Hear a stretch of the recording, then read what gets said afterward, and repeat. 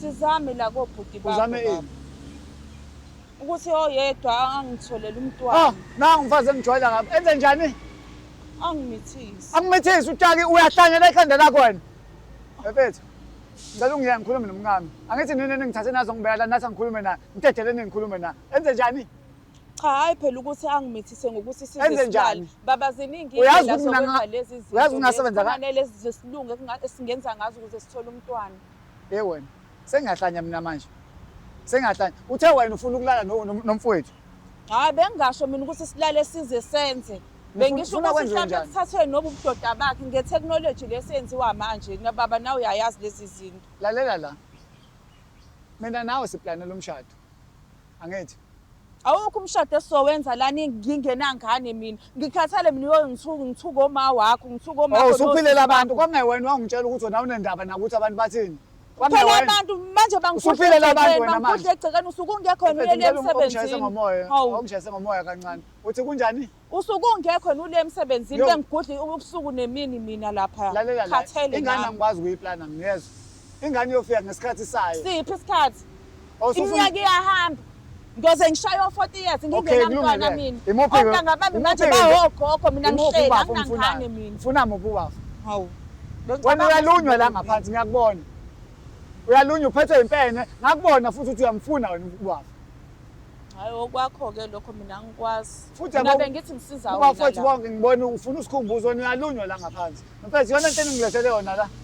Sengingakhuluma mfethu. Phela mina ugcina ungikhiphe out wathi mfethu ngiyakubuza umbuzo lo answer me. Yona into engilethele yona la. Ulethwe yimina la. Lethwe yimina. Qala. Khuluma ngezwe. Kodwa ngibhedela lo. Hawu. Mfethu ngiqala nje ukukhuluma nginilalele nje banikhuluma. Umama uveza ukuthi usethuke kakhulu emndenini. Uphilela abantu yena manje. Ngilalela ngithi ngikulalelile nami. Umama uveza ukuthi usethuke kakhulu emndenini. Ethukwa wosisi bakho, ethukwa uma wakho ukuthi ngicathi igama abalisebenzisa igama lenyumba usually ukuthi uyinyumba kazali. Yabo? Akugcini lapho. Umfazi wami lo uthi uyinyumba.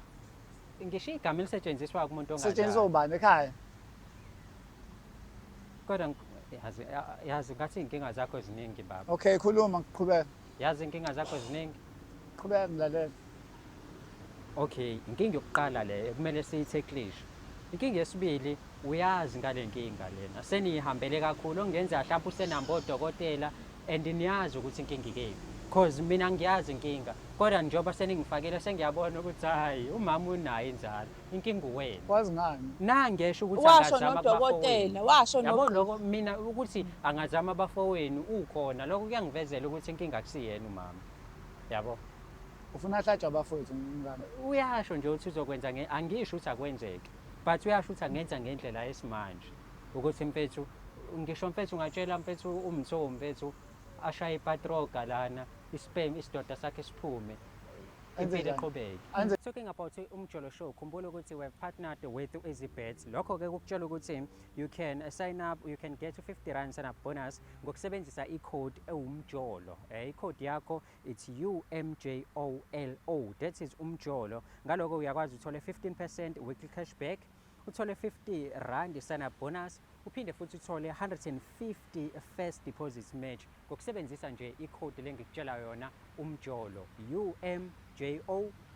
That is UMJOLO. Ngakhohlwa ukusubscribe, ulike, uphinde futhi ushare ichannel yakhe ebizwa ngokuthi umjolo show. Nayi membership join phela khona uzokwazi ukuthi uthole inhlelo zesiqala abanye abantu bangakwazi ukuthi bengakakwazi ukuthi bazithole. Ngaphinda futhi upress nangu thanks la eceleni ukwazi ukulekelela ichannel yethu ukuthi ikhule iqhubeke njalo iye phambili. Njengamanje ake sihambe siyobheka ukuthi ngempela indaba zabo zihamba kanjani nanokuthi ikuphi lapho kumele silungise khona. But before sihambe asikhuleke uNkulunkulu kaMatifana sihawukele. Mengabe senze njalo izinto zethu ziyokhanya zibe mhlophe kube mhlophe nje yonke into. Sihambe siyobabona.